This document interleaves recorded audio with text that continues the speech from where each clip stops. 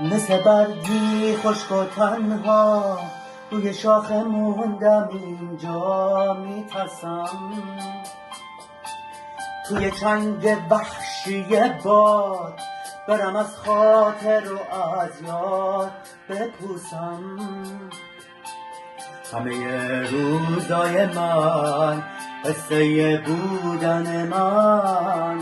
توی آینه دلم مثل شب سیاه و سرده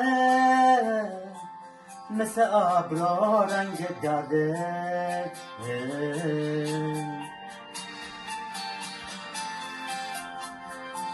تو شتاب لحظه ها من با خودم یکه و تنها میدونم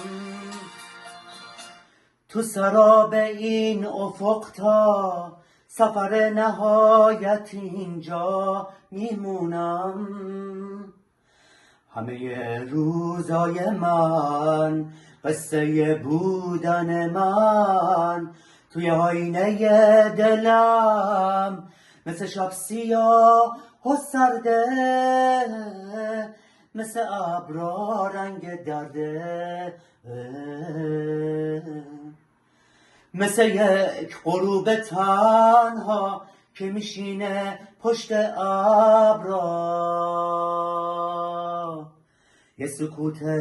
بی پناهم توی این بیهودگی ها لحظه ها رو میشمارم انتظار هر نگاهم انتظار هر نگاهم